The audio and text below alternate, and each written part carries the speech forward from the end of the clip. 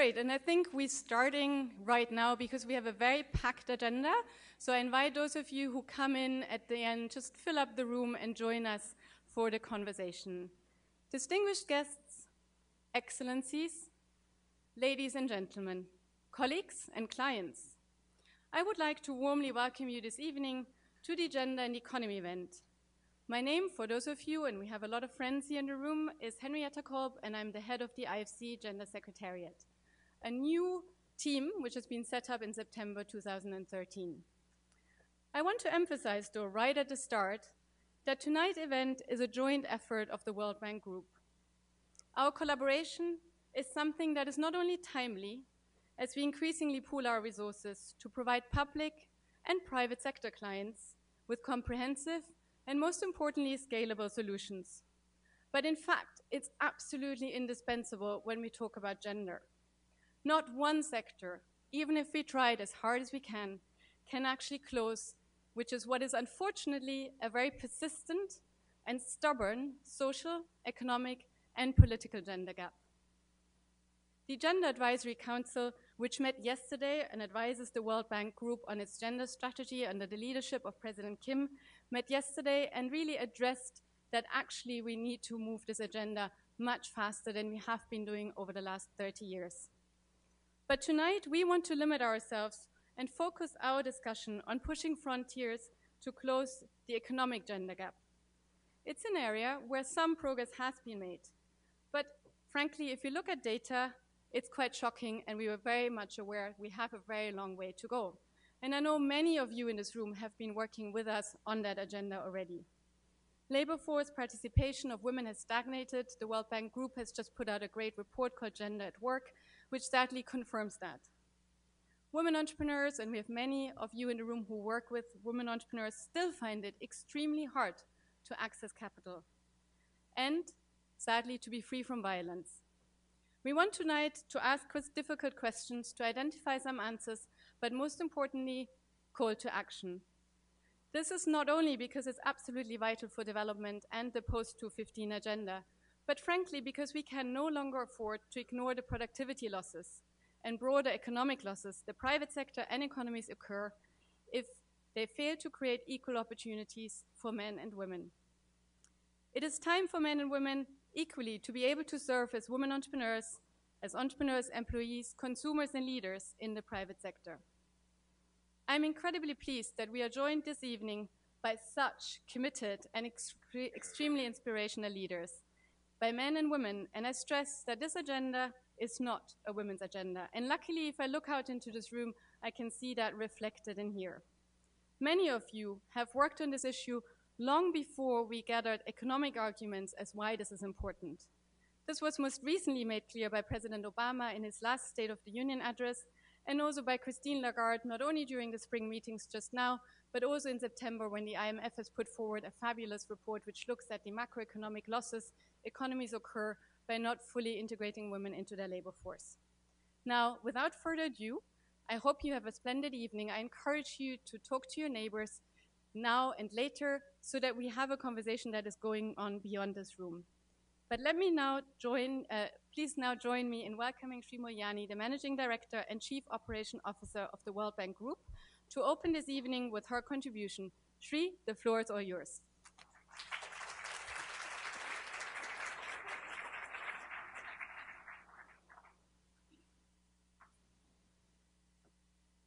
Thank you very much, Henrietta. Our colleague IFC, distinguished guests, excellencies, ladies and gentlemen, it is really my pleasure to join you this evening. This is an exciting event and also exciting time for us and the World Bank Group. We all know investing in women and girls is a vital part of our two goals: eradicating extreme poverty and boosting shared prosperity. There is no question that reaching these goals demand the full and equal participation of men and women. Gender equality is smart economics and also a key driver of development. Yet, by almost every measure, women are more economically excluded than men. Nearly 900 million women worldwide are in effect locked out, lacking the tools necessary to work in the global economy. Girls and women earn less than have fewer assets and opportunity than their husband, their brothers, and also peers. They farm smaller plots, work in less profitable sectors, and perform most of the world's unpaid care work. Bias law and lending practices have produced $300 billion a gap in financing for businesses owned by women. Yet we know financing these firms strengthen economies. This is especially true in fragile and conflict-affected states. So closing these gender gaps can yield a very significant dividends for development. A study by Goldman Sachs, for example, found that narrowing the gender gap in employment could boost per capita income in emerging markets by up to 14% by 2020. We at the World Bank estimate that women's low economic participation create losses of about 27% of income in the Middle East and North Africa. Raising female employment and entrepreneurship to male level could improve average income by 19% in South Asia and 14% in Latin America. So this is really a huge gain and benefit. And that's definitely an economic loss which no country should be willing to bear. So we need to challenge the status quo. That's why achieving equality for women and girls matters for us and matters for all of our clients, for us as the World Bank Group. And this is why IFC tonight is hosting this event. In what was a first for the World Bank Group, we convened a meeting yesterday of what we call it Community of Practice of Finance Minister at our spring meeting. The idea was actually put on a table by Minister Ngozi from Nigeria. And those Minister of Finance share practices in advancing gender equality through innovative financial and regulatory measures. I was finance minister before. Sometimes it's easy for you to convince when you have a woman finance minister, but not necessarily easy to mainstream the policy, not to even to mention of convincing other cabinet member. So that was a very good opportunity for this community of practice Minister of Finance to mainstream, or in this case built in within their budget policy with the optic of gender equality. At the spring meeting, we also convened our advisory group on gender, which I also very happy to see Sheikh Abdullah as a new member of our advisory group sitting here. This group had insightful thought. They noted that we talk of the importance of building the evidence base, that building the evidence base and providing a good information will make the case for gender equality, and by that we hope that change will happen. But change is not happening quickly.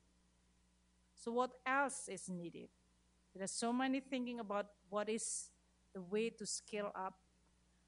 If the information and evidence base is not adequate, what does it mean for us in pushing this agenda forward? Second, the advisory group also noted the need to move away from pilots to scale. Sometimes we are happy enough to have a one cute pilot project in which we can show a gender equality, but it will not really change the landscape of both policy challenge as well as the development progress. So this is maybe another opportunity, but at the same time also challenge for all of us to find creative and innovative solutions that can be implemented not only to scale up a lot of good pilots, but also in terms of mainstreaming and making sure that the evidence base can change the policy and sometimes even very ambitious social norm.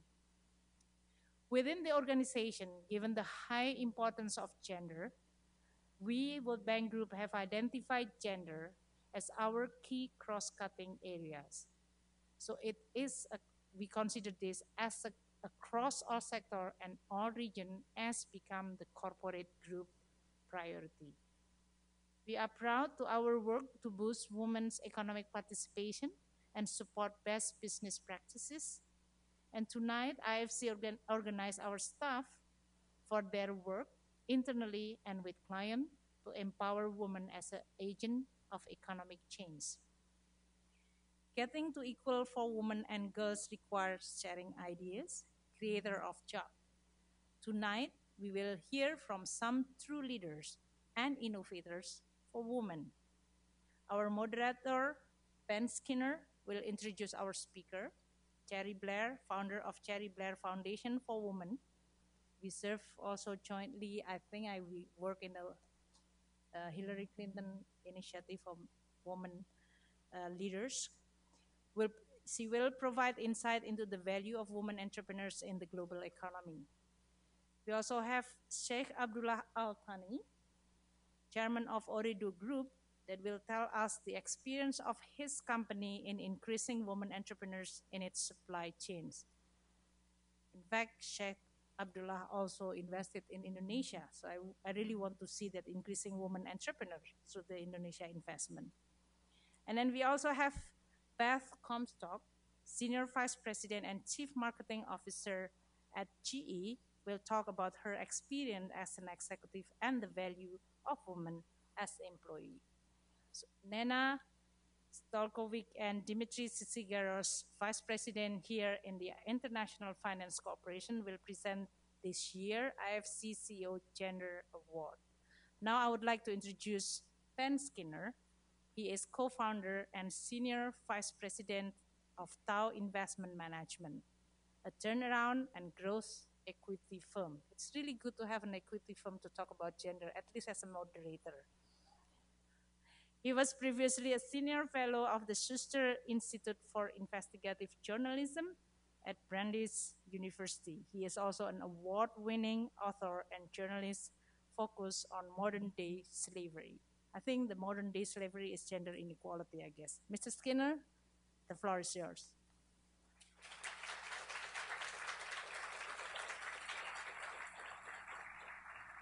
Thank you very much, Dr. Indrawati, and thank you to the IFC for hosting, and thank you all to our esteemed guests for showing up today, and particularly to our spectacular panel who has come from all over the world.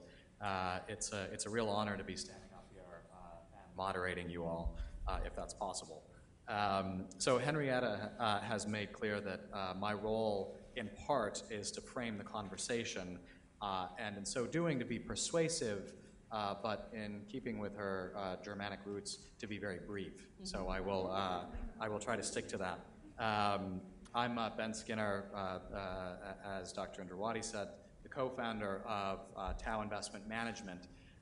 We are a turnaround and growth equity firm currently focused on deploying $1 billion to transform apparel supply chains. An effort that we believe will make more sustainable and more profitable a majority female industry at an inflection point. So by way of framing the conversation, I'd like to say, I think, why I was tapped to moderate the panel. Tao is profit-oriented and operates on a premise that we accelerate the inevitable. So one aspect of that inevitability is what brings us all together today. Women are playing an increasing role in the global marketplace, and those companies and countries that want to remain competitive must offer women opportunities to grow, to fulfill their potential at work, and to move towards fully realized parity in the world economy. Stepping back, it's important to briefly take stock of the good, the bad, and the ugly of the current situation of women's role in the global economy. First of all, briefly, the good. In Australia, Canada, Thailand, and the United States, a third of all businesses are now owned or operated by women. In Western countries, women have surpassed men in gross numbers measuring educational attainment. In the United States, for example, more women than men earn associate's degrees, bachelor's degrees, and master's degrees. But there's also the bad. To date, women only represent 4.6% of Fortune 500 CEOs. Of the 195 countries in the world, only 19 have female heads of state. And I know there are those of us in the audience who hope that this country may see that number rise to one more in 2016. But all kidding aside, there's also the ugly. Worldwide, women on average earn 2/3 of what men earn. Women average twice as much or more time as men on unpaid work. And an issue close to my heart, globally, women are the majority of forced laborers and victims of human trafficking. While women are the engines of supply chains, comprising, for example, the prohibitive majority of workers in garment manufacture and rapidly growing as percentages of assembly line workers in electronics manufacture, the glass ceiling for most of those women is very low indeed. A personal anecdote, last month I was, as the head of Tao's proprietary research desk, investigating pipeline opportunities in Cambodia. As part of my work, both in my Tao capacity and on the board of the Somali Mom Foundation, I talked to several women who had started out working in the garment industry. In fact, some of them had started out when they were girls, when they were 15 years old, and facing forced overtime, facing abuse, facing wage theft, and facing, in many cases, too often, sexual assault within the factories. They made a choice to go where they thought they would at least be making more money, even if they faced all of those conditions, in brothels. 8 women, separate women, who made that choice as, for them, what was in that moment a more rational choice. And then they were trafficked, they were abused by gangsters, and they barely got out. They're the lucky ones, they survived. We think that the global garment industry wants to do better, which is why we are funding to transform key vendors into the suppliers of the future, highly competitive, operating at scale, and dignified places of work for hundreds of thousands of women. I think all of us on this stage have different ways that we're engaging, and I am thrilled now to introduce His Excellency Sheikh Abdullah Al-Thani, who will discuss women's role as both consumers and their role in supply chains. Sheikh Al-Thani is the chairman of the board of Ooredoo. In his capacity as chairman since 2000, he enjoys the status of state minister of Qatar. For the last 9 years, Sheikh Abdullah has been instrumental in the restructuring and regional expansion of Ooredoo, and has steered the company's growth from being a single nation telecom operator to a group with a presence in 15 countries, spanning from North Africa, Middle East, to Southeast Asia, including Myanmar. Prior to joining Ooredoo, Sheikh Abdullah was chief of the Royal Court, Amiri Diwan, from 2000 to 2005. He is a commissioner on the ITU and UNESCO Broadband Commission for Digital Development. Sheikh Abdullah, the floor is yours. Thank you so much.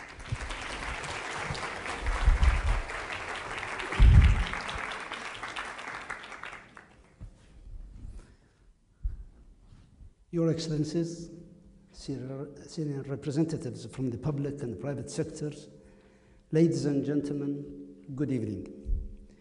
Women in the supply chain and as consumers. A large topic for a short speech, but a topic I am passionate about, and Ooredoo has always placed at the heart of our business strategy and vision. By the way, before any major speech, I try to practice the speech in front of my wife, and she approved that one. Ooredoo believes that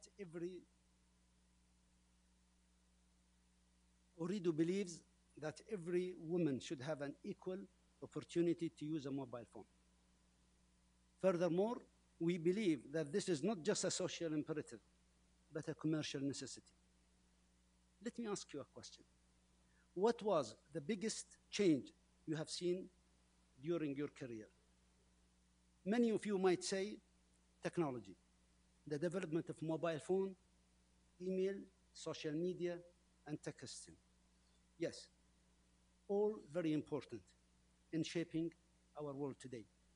But for me, the biggest change has been the increased participation of women in the workforce. They are the new consumers. Technology has enabled this, true, but women's empowerment has not happened purely because of technology. It has happened because it could not happen. This is a social revolution that is being led by women.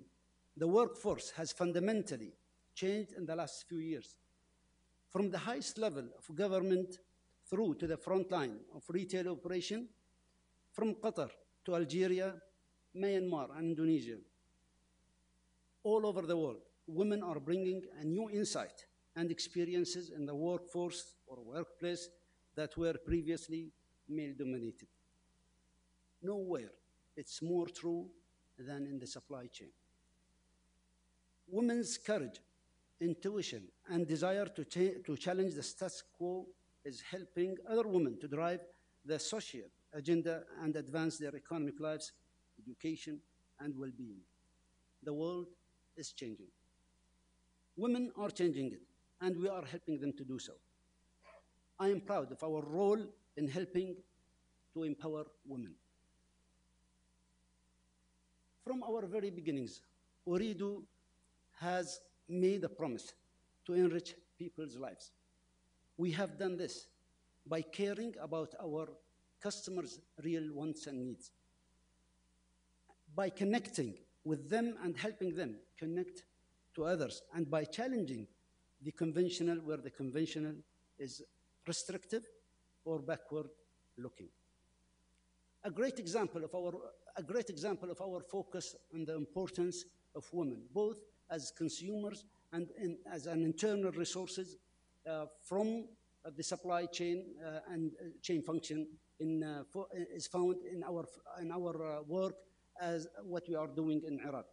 A few years ago, women in Iraq were not using mobile phone service because they lack the purchasing power, the risk of harassment from men, reluctant to visit shops, ignorance about mobile telephony, and concern from husbands, a familiar story in many other markets in this part of the world. From our research, and with the insight of the management of Ooredoo, that 20% of the female, a high proportion in this market, Asia Cell, our operation in Iraq, created the Almas line. Almas, which means diamond in Arabic, directly meets consumers' need. Innovative feature includes step charging, which offers a 50% discount after the third minute, a free bye-bye service that blocks harassers from calling or texting, and routing calls to customer care center staffed by female staff. Simple, effective, and transformative.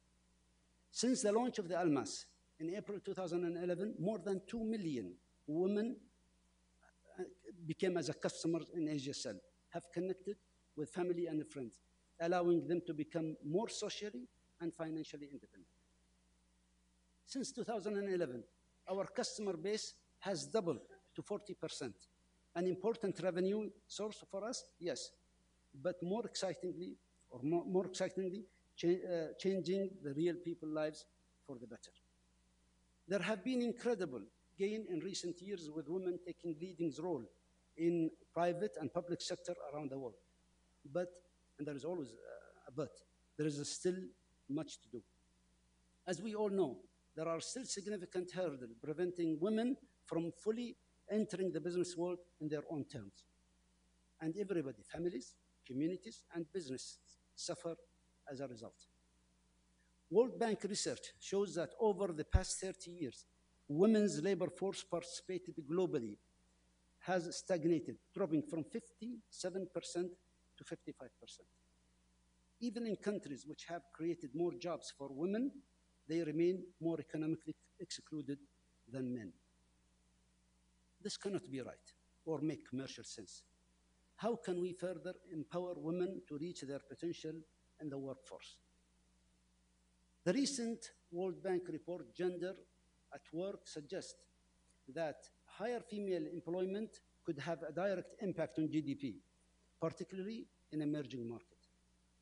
Our own research suggests that an increased access to technology, the internet in particular, is one of the keys to releasing the full potential of women.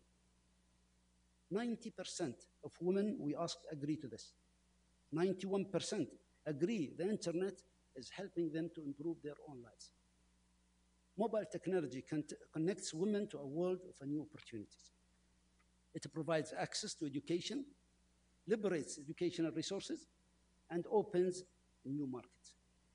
We want to put digital technology into the hand of women in emerging markets and enable them to pursue their ambitions. In low-income communities, in remote areas, women often face barriers to employment. So in Indonesia, we are working with social enterprise Rumah Pulsa to enable female business starters to become a sales agent for our products. We know that this is not only boosts women's income and improve their lives, but also strengthen their communities as women prefer to shop from other women. It also allows them to create and shape their own supply chain. Taking this expertise, we are set to take women's empowerment through mobile technology to the next level, starting in our newest market of Myanmar. Myanmar is a country undergoing rapid change. When I last visited, women entrepreneurs told me that they want more access to technology that can enhance their daily lives. In response, when we launch 3G later this year, we will provide a full range of life-enhancing service aimed at women with the focus on health, agriculture, and entrepreneurship. We are committed to providing opportunities for women in Myanmar as part of the mobile value chain, as this enables them to increase their income through a flexible and easy business model. In partnership with the Cherie Blair Foundation for Women, we are developing a franchisee model to enable 30,000 women by the year 2016 in Myanmar to become entrepreneurs by selling prepaid Ooredoo Myanmar airtime to their communities. Communication companies must realize that this is not only our social responsibility to support women, but that is a business imperative as well. There is no doubt women are vital members of the value chain. Across our operation, we are committed to applying this approach to our staff and promote an internal gender balance. In short, women are an engine of growth. By enhancing their mobile literacy and access to technology resources, we can help them reach their hopes and aspirations and make a long-lasting difference for their families and communities. An effective but a gender-balanced supply chain focused on all consumers, men and women, is the secret to help us all to grow in every way. Thank you.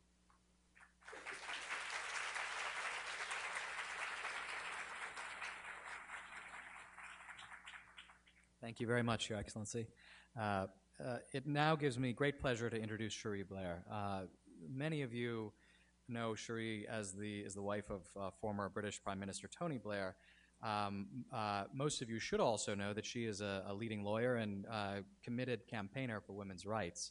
Cherie set up the Cherie Blair Foundation for Women in 2008 to help women build small and growing businesses in developing and emerging markets so that they can contribute to their economies and have a stronger voice for their societies.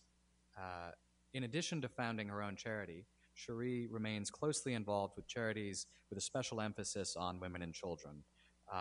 She's also the vice chair of the U.S. Secretary of State's International Council for Women's Business Leadership and honorary chair of the World Justice Project. Cherie was an ambassador for London 2012, supporting the bid to host the Olympics in the UK, and was awarded CBE in 2013 for the New Year's Honors List for services to women issues and to charity in the UK and overseas. Cherie, the floor is yours.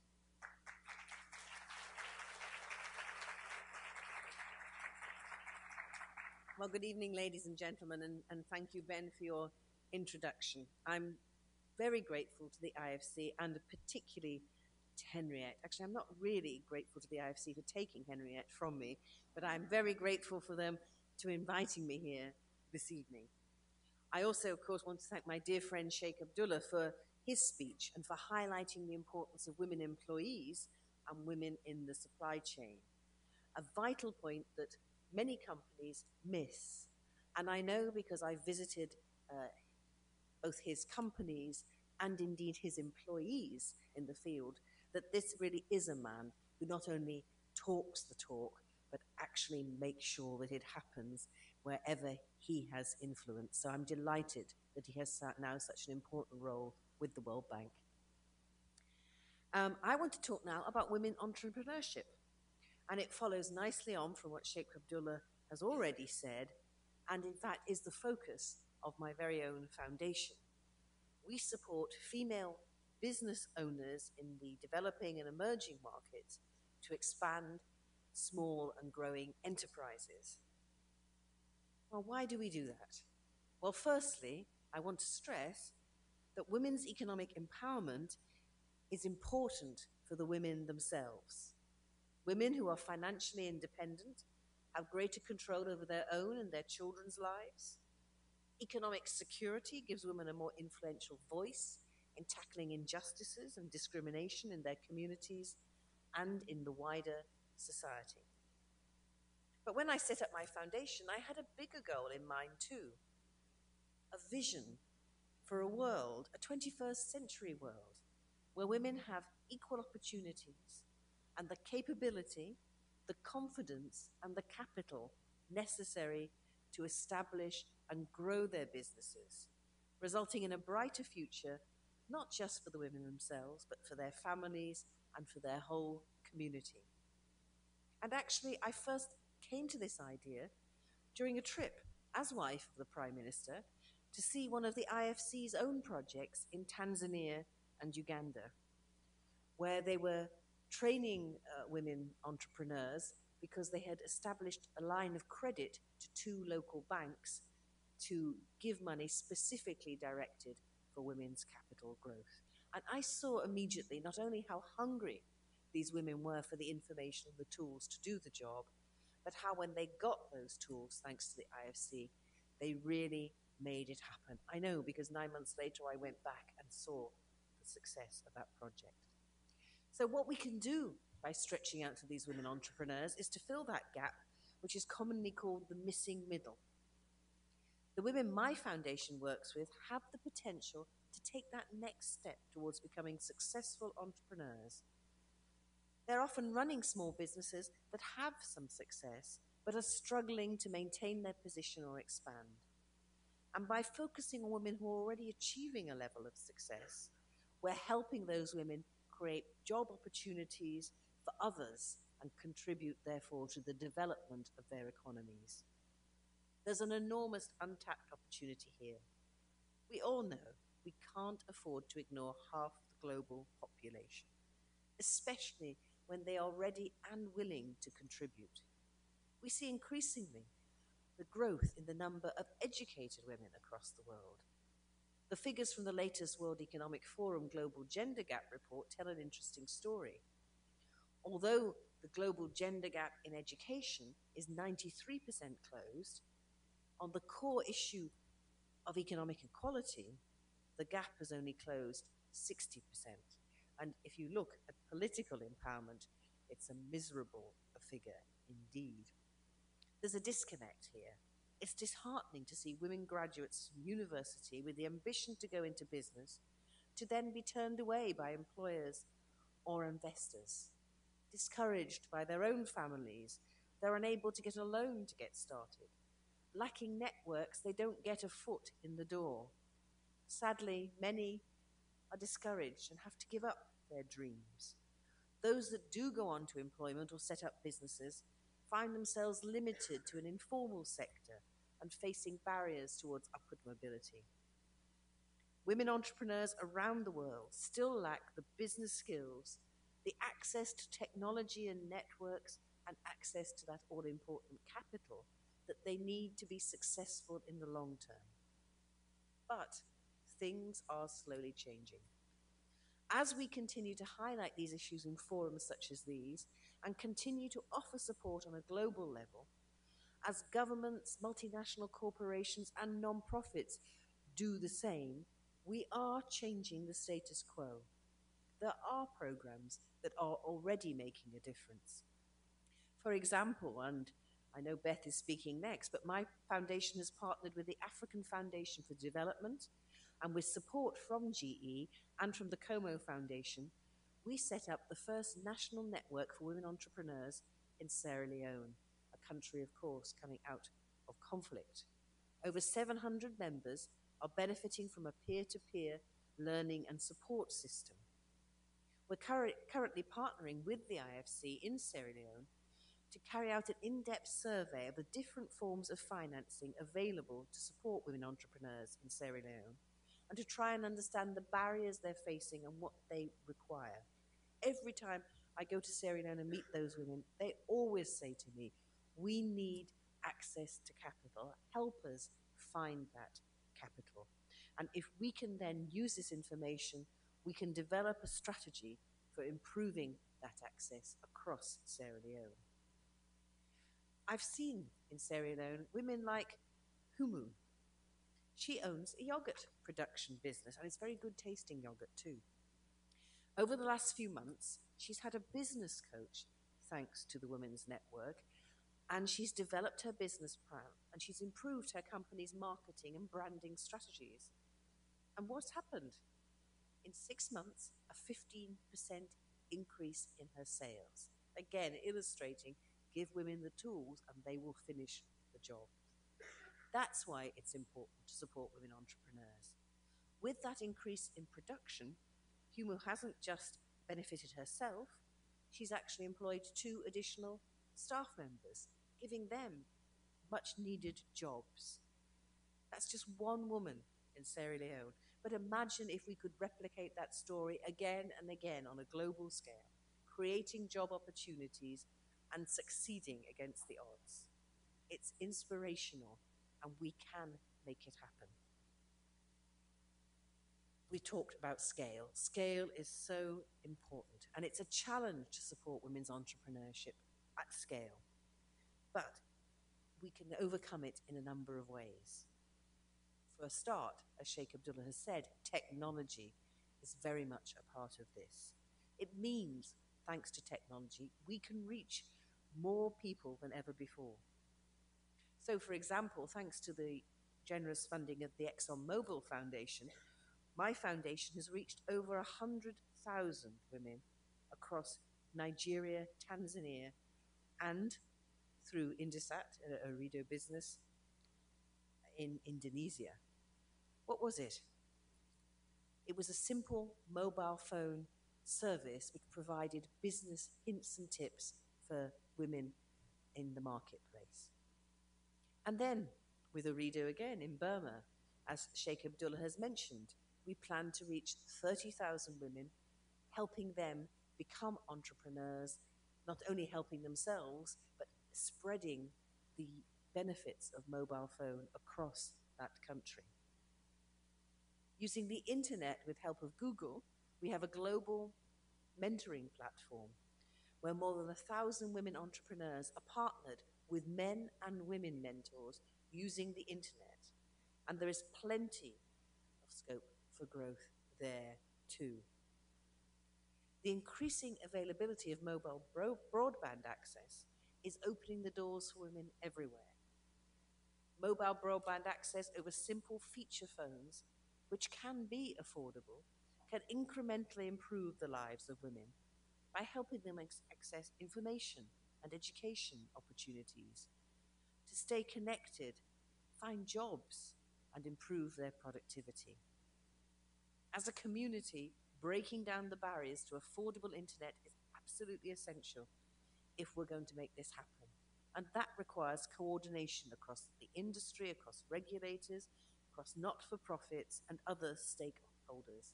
My foundation is proud to be a member of the Alliance for Affordable Internet, who are leading the charge at this level. And women are at the heart of this issue too, because they are 23% less likely to have access to the internet than their male counterparts. Mobile is becoming the way the developing world accesses the internet and therefore that crucial information that so many of us take for granted. There is compelling evidence that it is women who will be the main drivers of economic growth in the 21st century. Making sure that everyone, whatever their gender or background, has access to mobile technology is vitally important if we are going to achieve our goals to significantly reduce global poverty and spread global prosperity. This can only be done by working together. In order to scale up support for women in business, we have to work together. We need more innovative partnerships involving companies who appreciate the value that women bring to their bottom line. It's important to involve the private sector and come up with solutions that make good business sense, because ultimately, these solutions are the ones that will end up being sustainable. Thank you.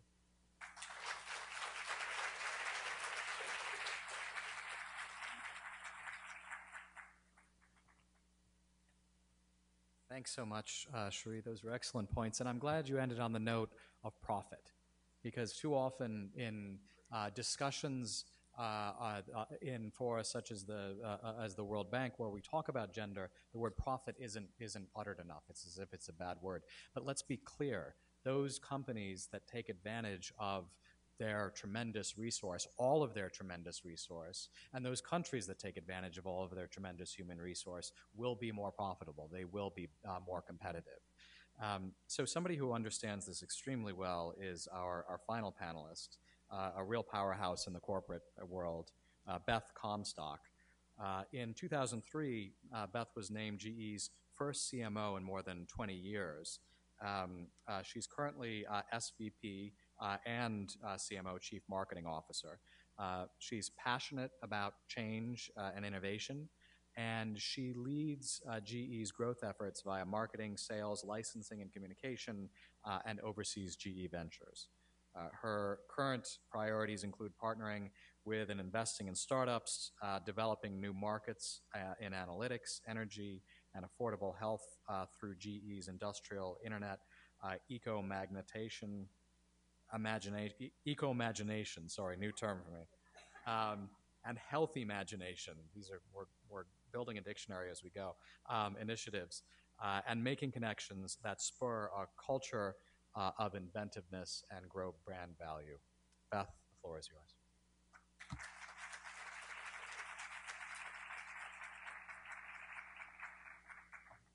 Thank you, Ben. Thank you to the IFC and to Henrietta for including us. It's quite an honor to be here with all of the distinguished panelists and guests. I represent a technology company, and technology is at our core. I don't need to tell you, but I will, that technology and globalization are changing the way we work. I find it very exciting.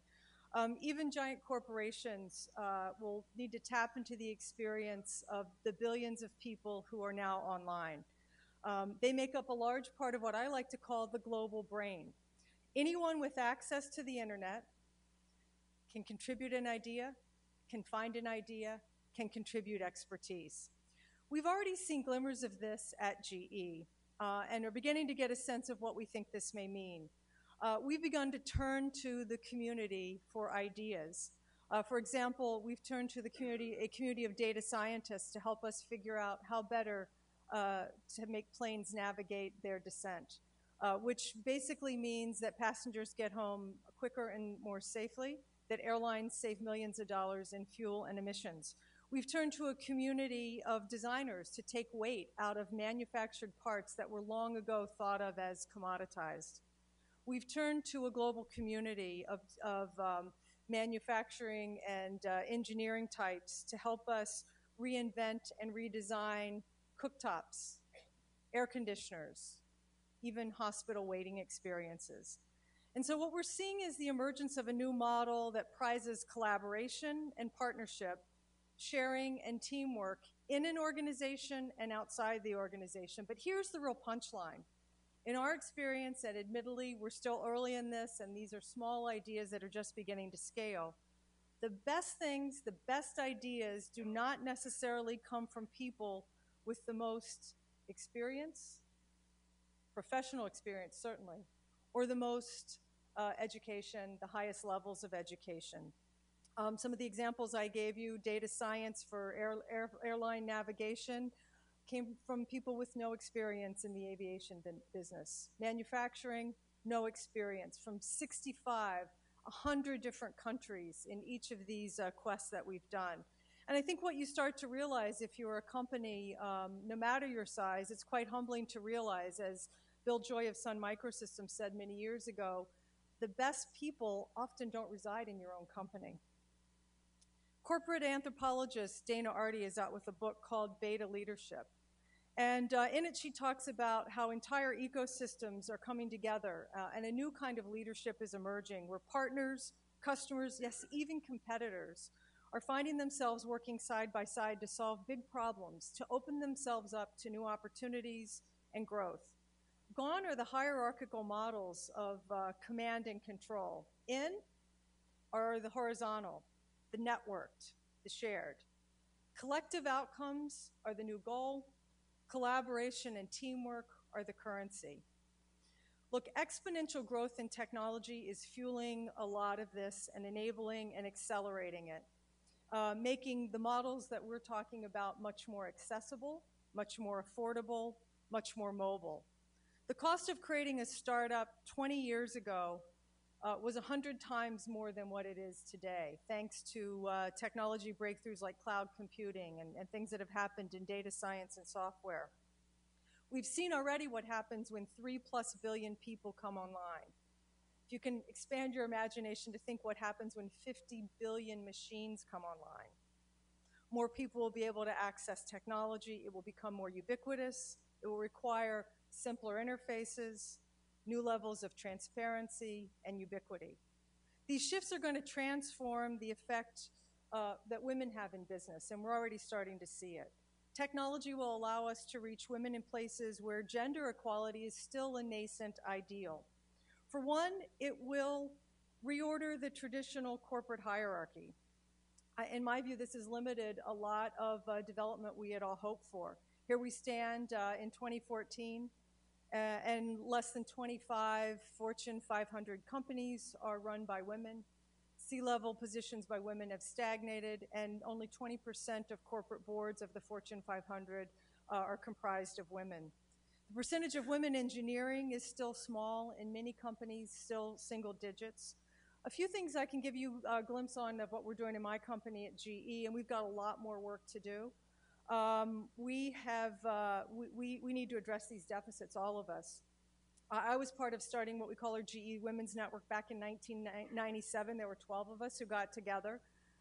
Today, it's comprised of about 200 hubs in 45 countries. Last year, we had 4,000 events and 150,000 participants. So I can tell you firsthand what happens when women get together, when they network, when they're committed to leadership, when they're about being better, opening themselves up to learn, and committing to make their organizations get better. We're working to encourage more women in technology. It's critically important to focus on early education and aggressive recruiting. We're trying to reach girls at an earlier age. We know data shows that enthusiasm for STEM, for science and technology, it really is very ripe at the middle school level. Something like 74% of girls express interest in STEM at that age. We run a camp for girls called GE Girls, where we go to MIT and invite 7th graders in to learn about science. We support the great works of groups like Girls Who Code, who are all about giving high school girls access to computer coding. The number of women in engineering and IT has continued to increase for us. In the past 3 years, we've increased it over 20%, and half of our business CIOs are now women.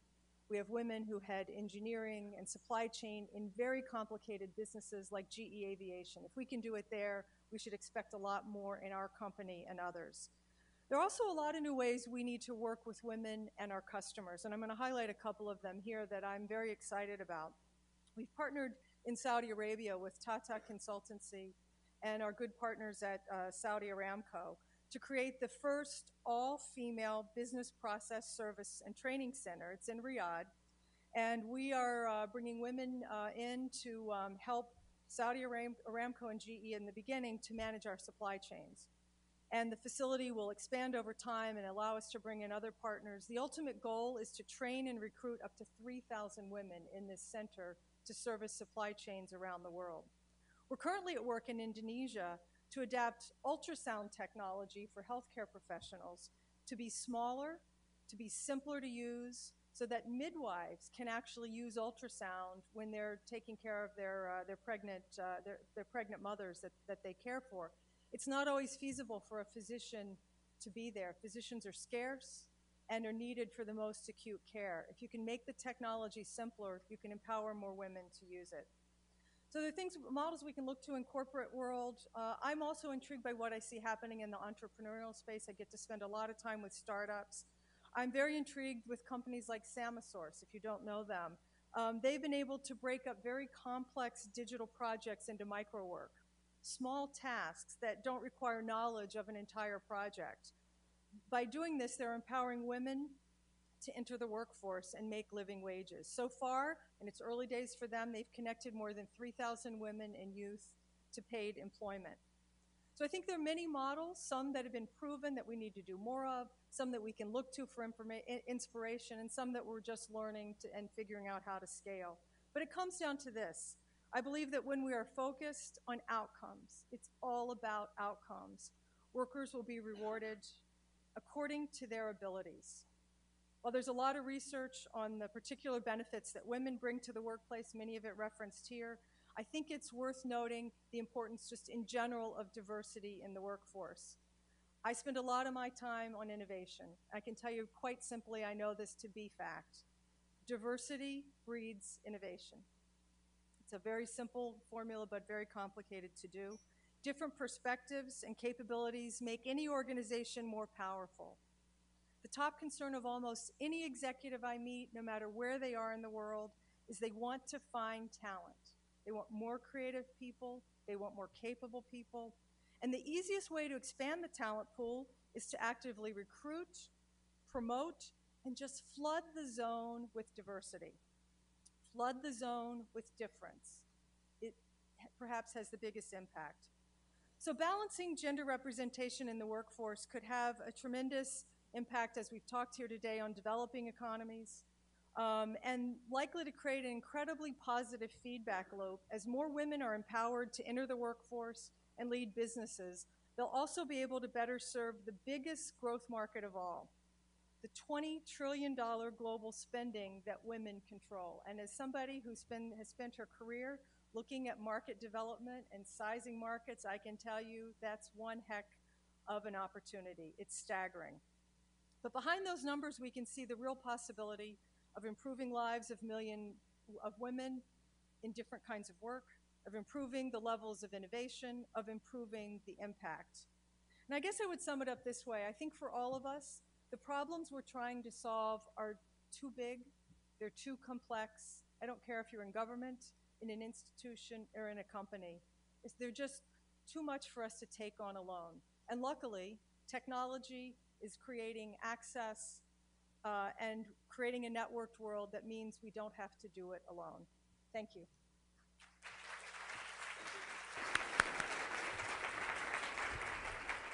Terrific. Thanks so much, Beth. If we could all turn our mics on, So I'm going to follow on with some of the very engaging comments that you've all made, and I'd like to start with Your Excellency. You and Ooredoo operate in countries that, in many cases, are in transition. For example, Myanmar, countries that are moving towards greater gender parity, but to date have a gap, and a starker gap than, say, in Europe or the United States. I wonder how your product, mobile technology, I wonder how that is affecting some of the social dynamics, and to Beth's point, how does that affect the way you market it to women? Well, thank you for the question. Let me just share with you a true story, rather than just tell just hope or wish. Maybe if you turn that on. I think this is ridiculous. There we go. Just try that one.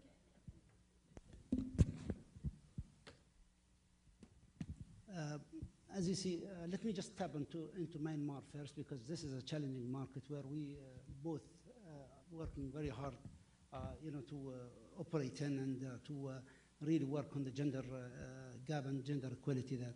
And then I will move into an excellent story in Indonesia. Again, we share together the same exercise together.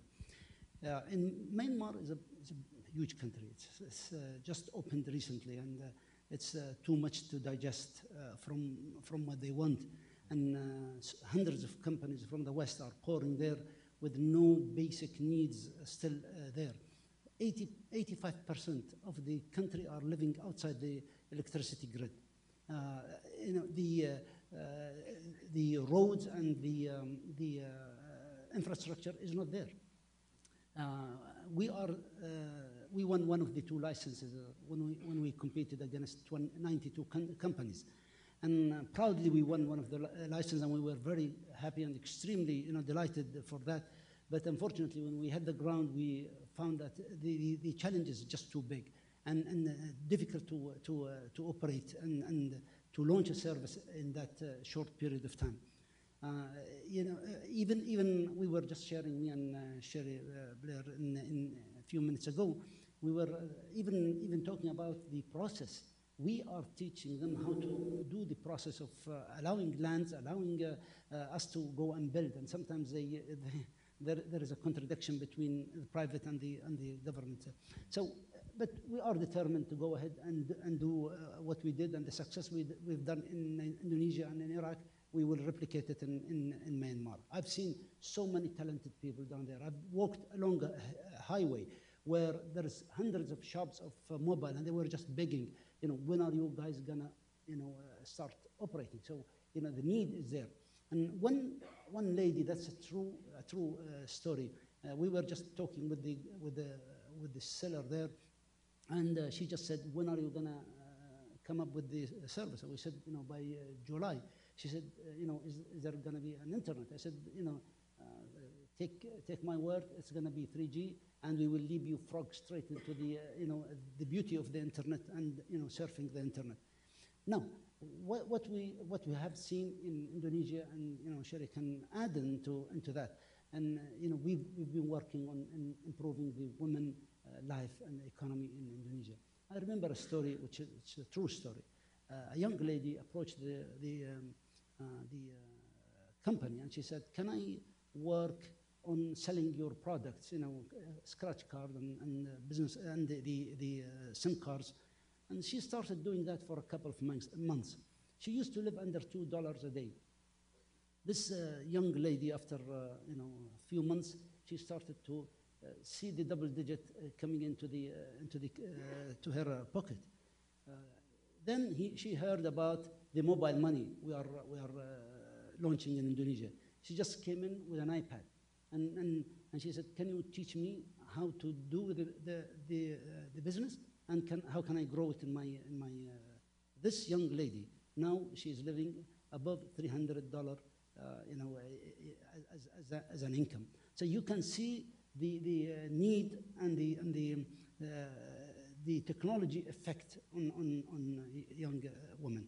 Let me share another study, which we've just released a couple of months ago, and I shared it with Carnegie Mellon campus in Doha, and I have some few copies down here, and I'm very happy for for you to share with me the information. We sensed the young people in the MENA region, North Africa and the Middle East, the age between 18 and 35, 10,500 young men and women. We shared and sensed with them, what is their,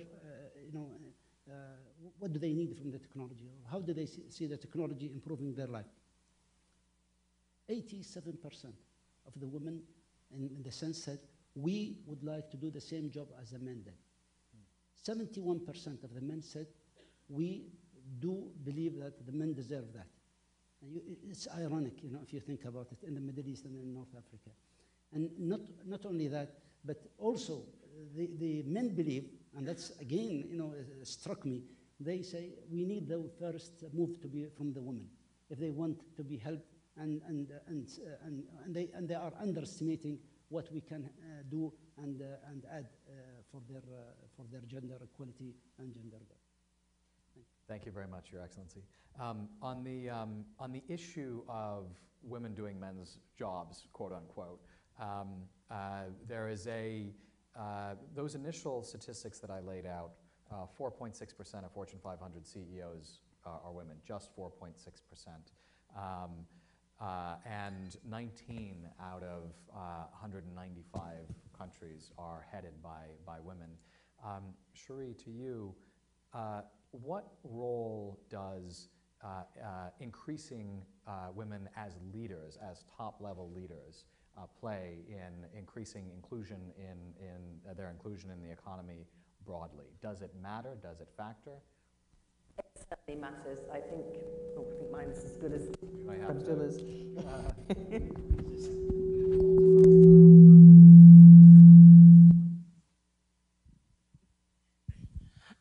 It really matters, actually. There's nothing, I think, more important for a young girl wondering whether, what am I going to do with the rest of my life, to be able to look up and see that there's a woman doing the job that she wants to do. And in too many places in the world, including here in the United States, young girls with all the education that they can hope for and all the success they can hope for, look up and see, oh, well, that's a big company. It's obviously not for me, and that we can no longer sort of just take that as being something that's acceptable. Beth hit the nail on the head when she talked about diversity. It's difference that makes for creativity, and in the 21st century, creativity is what we need. We can no longer carry on with business structures that expect the employees' lives to adapt to the way business has always done things. Actually, businesses have to be there and adapt to the way their employees are now living their lives. And this isn't just about women. It's very much about men and women wanting to be economically involved, but also wanting to have a family life or a hinterland. And if companies go on pretending that their employees are just individual cogs in a wheel, who somewhere or other everything else that happens in their lives is taken care of by somebody else, it's not realistic. In today's world, we have men and women working together, and therefore companies have to adapt to enable that to happen. So we need to do a lot more, but role models are very important. I was just talking earlier today about Margaret Thatcher becoming the first woman leader of my country. But in 1979, when Margaret Thatcher became Prime Minister, there were more members of Parliament in that Parliament named John than there had been women MPs ever in my country. And it's really just not good enough anymore. And we need to stop talking about it and wringing our hands about it, and we actually need to take active steps to make it happen. And I think that's what all of us on this panel have in common. We're trying actually to do that, and I know the IFC are trying to. Great.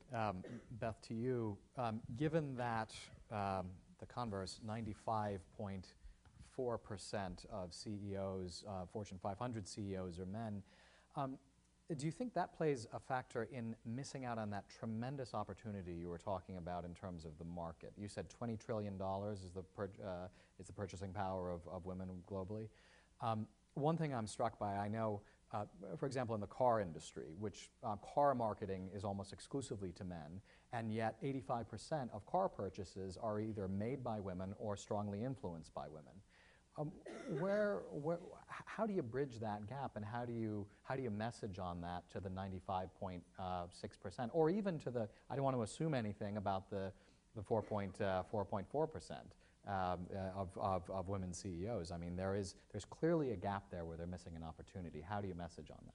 Well, I think you have to message on it by living it. I think you have to go to where the markets are. Yeah. You have to represent the markets that you're serving. Mm-hmm. I think it's, because we live to the things we've all talked about, but it's a much more transparent set of marketplaces. People can find anything out about your company. Mm-hmm. They know how you're organized, and they know what goes on often when you may not even know it in your own company. So I think consumers are just much more transparent, discerning. They know what's going on. Mm-hmm. And it behooves any company to represent the market they're serving and be in it. I know in my company, I am convinced we are much more innovative than ever because we're much more global. Mm. Over 65% of our revenues are now based outside the US. It'll go up to 75, 80% in the next few years. We've had to dramatically shift our resources. It used to be, if you're a global technology company, you're all about marveling at your scale.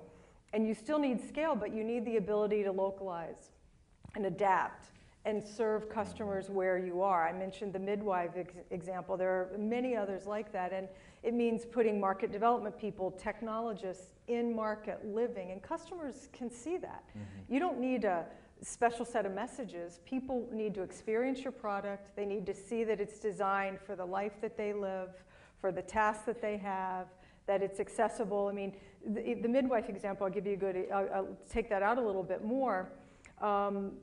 Midwives many of them aren't physicians. They're not trained radiologists. And so you need to come up with technology that's just very simple. It's not that it's a dumb technology. It's actually a very sophisticated technology. Mm-hmm. But by giving more people access, it means it can do more good. And people say, hey, this is a commitment this company's made to save lives, to help me understand the technology. So in many ways, it's just putting yourself out there, understanding what the user needs, mm-hmm. and adapting. So I think that's more important than what you say. I think it's what you do. So it's, in other words, it's understanding the market. It's less about doing the right thing. It's about doing the profitable thing. Ultimately, it's about catering to where there's a felt need. It is about the need. I mean, profit comes from need. Mm. And we do a global innovation survey every year. We talk to thousands of C-level executives around the world. It's actually quite interesting. I won't take up the time here, but we find no matter where you are, Saudi Arabia, Korea, China, US, Canada, similar things. And one of the interesting, there's like 4 key things, but one of the things that people say is that profit is not enough without purpose. Mm. And you hear that no matter what country you're in. So your people can understand that. Are you there to make my life better? Yeah. Are you there to help me maybe even solve a problem I didn't know I had? Yeah. That's really, I think, at the nexus of where business and humanity deserve. Business can be a very good force when done and aligned to a big need. I see. And that must apply to their employees as well. Exactly, great point. Everything you said about the marketplace is equally true about the people who are working for you. And if you're pretending that they live a life which actually they're not living, then you're not actually engaging properly with them either, are you? That's a great point. And employees have all kinds of means now to share and talk about what it's like to work where they work.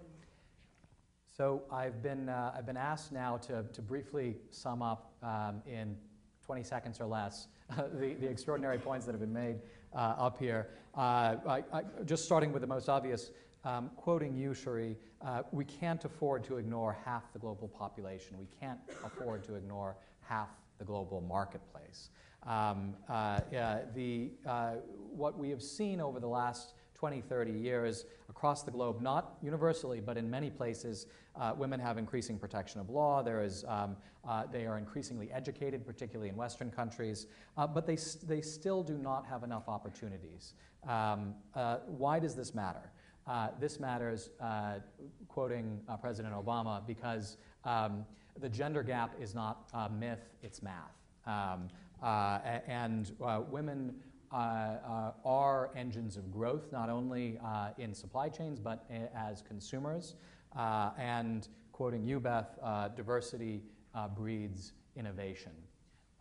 So I want to thank the esteemed panel very much for their extraordinary contributions. And I would like to invite to the stage Nina. Do you all stay up here? No, okay, you go.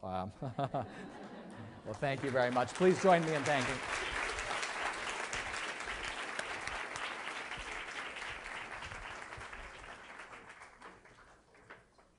All right. I would like to invite to the stage Nina Stolchkovich and Dimitris Zizaragos. They are respectively the Advisory Services Vice President here at the IFC and the Global Practices Vice President of the World Bank Group in the case of Nina Stolchkovich. And in the case of Dimitris Tsitsiragos, he's the Vice President for Europe, Central Asia, the Middle East, and North Africa here at the IFC. So please welcome. Thank you very much, Ben, and thanks a lot to our distinguished panelists, Cherie, Blair, Sheikh, Abdullah, and Beth Comstock for a truly enlightening discussion. Now on to the awards. It is a great honor for me to present the winners of this year's IFC Senior Gender Award with my colleague Dimitris Tsitsiragos.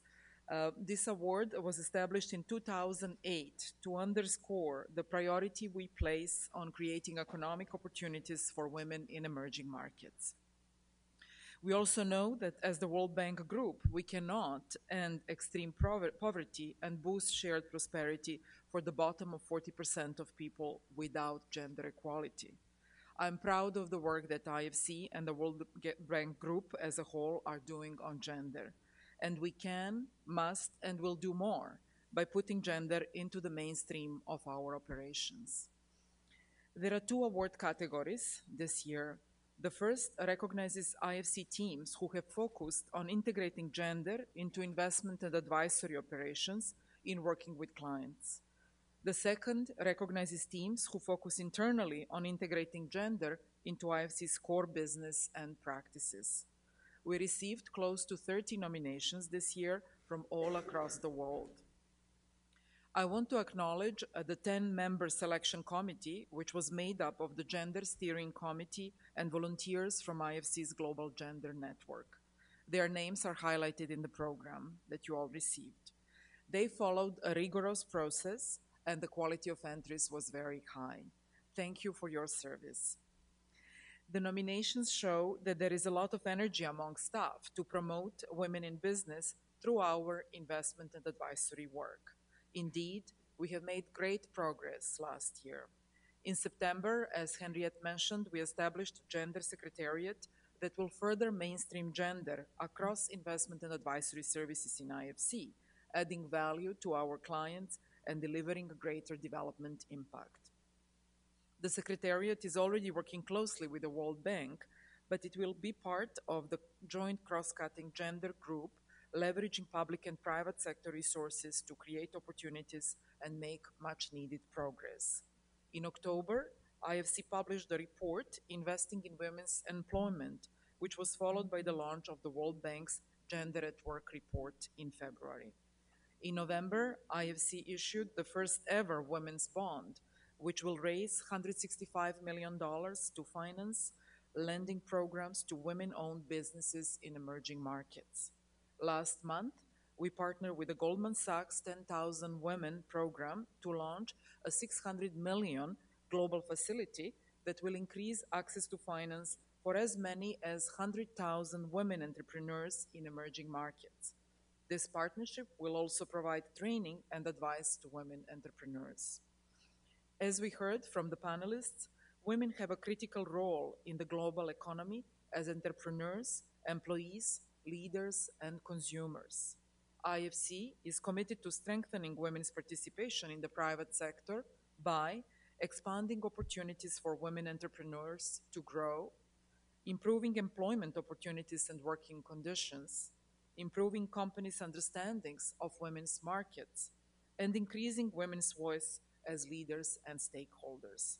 The World Bank Group as a whole is committed to enhancing gender equality by ending gender-based violence, tackling inequality in work, and reforming discriminatory laws. All the teams nominated this year have helped to advance these goals. Congratulations for your truly great work. It is my pleasure now to hand over to Dimitris Tsitsiragos, IFC's Vice President for Europe, Central Asia, and the Middle East and North Africa, who will announce the winners. Over to you, Dimitris. Thank you. Thank you, Nena. Before I announce the winners, I would like to recognize the representatives of our executive directors and our colleagues from the World Bank who are here tonight with us. Thank you for taking the time to join us and making this a truly joint effort. Now, to the IFC CEO Gender Awards for 2014. In the client support category, the winner of this year's CEO Gender Award is the Women, Business and the Law team. Since 2009, Women, Business and the Law has been measuring how laws and regulations affect women's economic participation in 143 economies around the world. This project fills a critical data gap by pinpointing where laws and regulations treat men and women differently and highlighting opportunities for reform. The data are changing the dialogue around what matters for women's economic empowerment. Researchers and advocates, policymakers and thought leaders are using the data to better understand the gender dimensions of economic growth. IFC's Investment Climate Department has begun to give reform advice based on the Women, Business and the Law indicators and their pilot projects in Côte d'Ivoire and the Democratic Republic of Congo. Experience shows that regular, objective, and standard cross-country measurements have a significant impact in promoting reform. Ultimately, the Women, Business and the Law projects hopes to do for women entrepreneurs what doing business has done for entrepreneurs everywhere. Make the business environment more inclusive and easier to navigate. The second award is in the corporate support category, and this goes to the Eastern Europe and Central Asia gender team.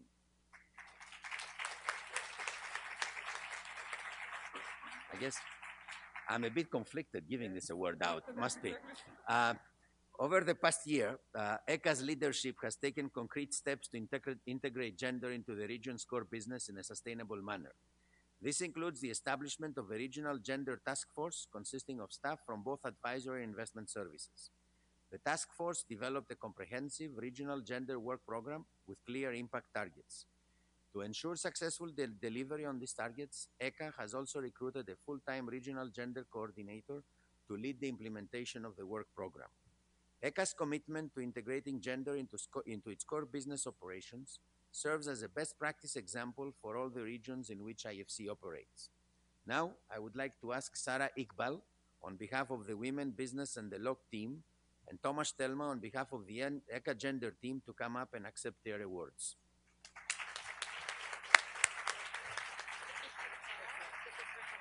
Okay.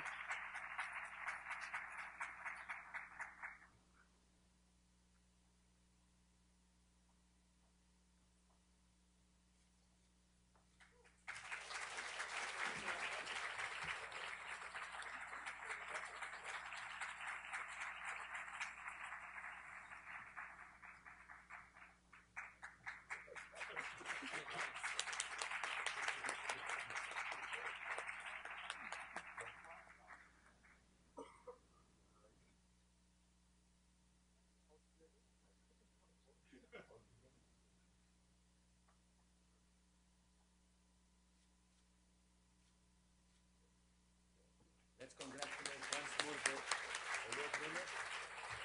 And then I will pass it on to Ben again.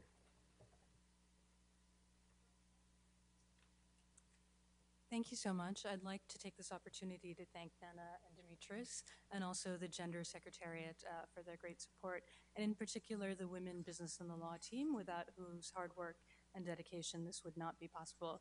Yasmin bin Hammam, Naida Almodovar-Regitis, Garam Dexter, Paula Tavares, Christina Kushner, Katrine Schultz, and Thibault Milan. Thank you for your hard work.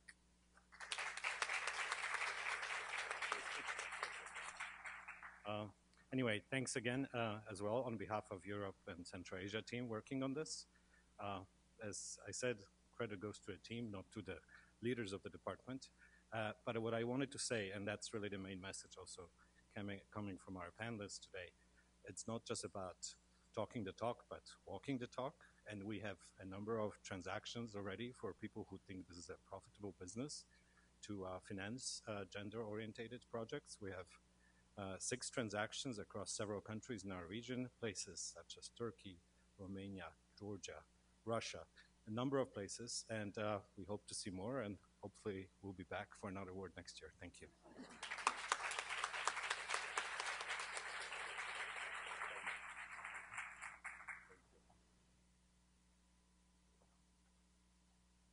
Congratulations to you both and to your teams. It now gives me great pleasure, personal pleasure, to introduce Milan Verveer, who many of you will be familiar with in her role as U.S. Global Ambassador for Women in the first part of the Obama administration, Obama's first term, President Obama's first term. I know Milan from the trenches in the fight against modern-day slavery when she was the head of Vital Voices. In that role, she created helped create a firm, an NGO that has done extraordinary work to, and continues, I should say, to do extraordinary work to lead women and girls to freedom, to give them opportunities, and to do exactly what all of us up here and all of you out there, I believe, see as essential, which is to be agents of change, of their own change, to be agents of change within their communities as well. At the moment, she is the executive director of the Georgetown Institute for Women, Peace, and Security, and I would like to invite you to come make closing remarks. Thank you.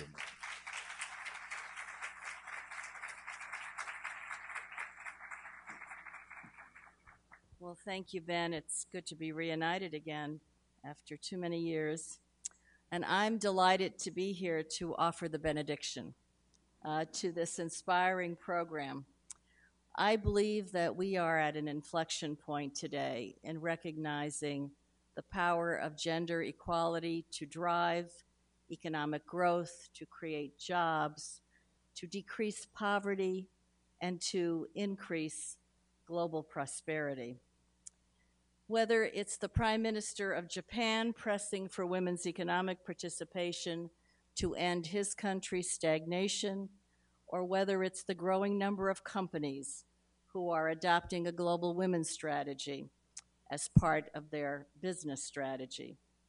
But we must build on this moment, and the IFC has been doing trailblazing work in advancing the business case for women's inclusion. And I am so happy that you are growing that commitment. I have seen firsthand how your loan guarantees have produced some of the most successful loans for commercial banks who didn't think that would be the case. Banks who too often have been reluctant to provide women entrepreneurs who want to start or grow a business with the capital that they need. And this capital coming at a time that is right for them can turn a sound business plan into a viable enterprise and accelerate a powerful source for growth. You have created public-private partnerships with leading companies who are investing in women's entrepreneurship, companies like Coca-Cola and Goldman Sachs. You are leveraging the private sector's financial heft and global influence to help women business owners access capital, build savings, and get critical training. And you are pushing innovation through women's bonds and equity financing. And I am particularly pleased that you are paying increased attention in this space to conflict-ridden states and fragile states. I have had the opportunity during my time as ambassador to work with you extensively, and that continues to this day. And the team here at the IFC could not be more dedicated to this cause. And I really want to applaud you for establishing the Secretariat, the Gender Secretariat, and for stealing Henrietta from Cherie Blair to come and run the Secretariat. Her commitment to the IFC and to this cause is well known by all of us who know her and who have worked in this space. And I want to congratulate the recipients of the IFC's CEO Gender Awards today, because you are such examples of the exciting work and the necessary work that is happening here. And thank you to our speakers, dedicated and committed individuals that each of you is. Cherie has been doing exceptional work through her foundation to train and mentor entrepreneurs and to work in partnership with the private sector. And I've seen the product of her work from Palestine to Ghana.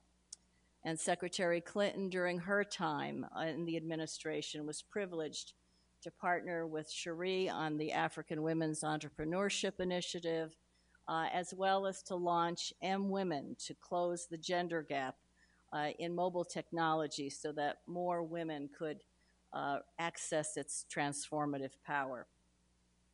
As you heard Sheikh Abdullah, he understands this too. And through Ooredoo, he has been making it possible for women in some of the most challenging places to procure a cell phone that can bring them vital health information, that can help them to start or expand their markets, and who can enable them for the first time through mobile banking to access financial services. And I've seen what this does for the women, and I also know what it does for his company. Because for him, this is a sound business strategy, and he is truly leading the way in this respect. And I want to thank Beth Comstock for her visionary leadership. And you could only hear in her presentation how truly visionary that leadership is, certainly at GE and more broadly in the private sector. For her commitment, too, for advancing economic opportunities for women, including women who are trying to establish startups. She knows that whether it's the field of energy or technology or so many cutting-edge arenas, they can provide enormous opportunities and possibilities for women, and possibilities for innovation and for growth, because diversity is absolutely critical to getting there. So thank you, Cherie. Thank you, Sheikh Abdullah. Thank you, Beth, for leading the way for all of us. And thanks to all of you in this room who are engaged in this common cause. After all, when women do better, economies do better. Or as the president of the World Bank, Dr. Kim, said, it is critical that we ensure that we have sustained, balanced, and inclusive economic growth in all societies everywhere in the world. And for that to happen, it's up to all of us. Thank you all so much.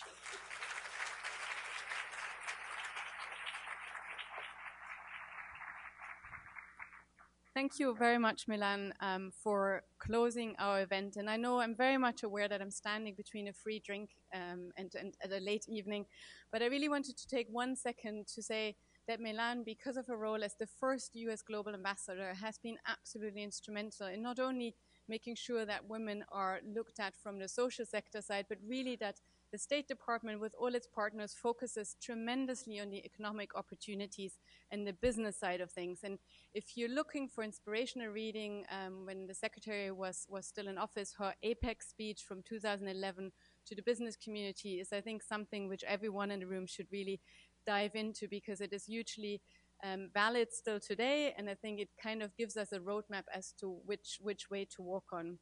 Now, disappointingly for all of you, there is no such thing as a free drink.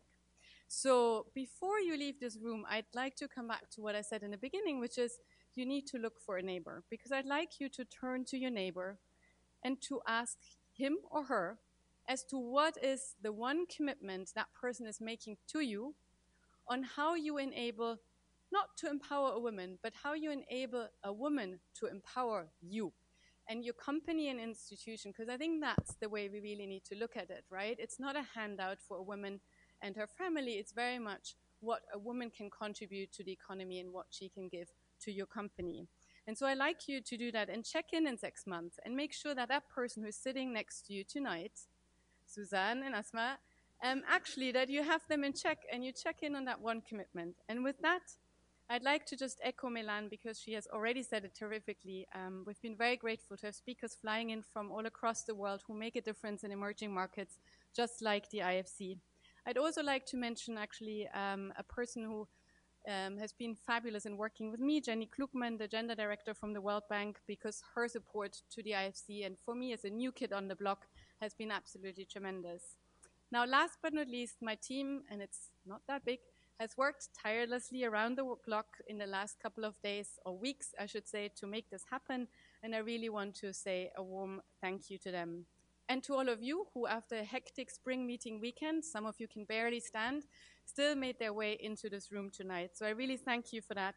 And with that, please enjoy drinks and food upstairs and enjoy the conversations. The speakers will join us. So if you have any questions you might want to ask, please feel free to do so. Thank you so much for coming.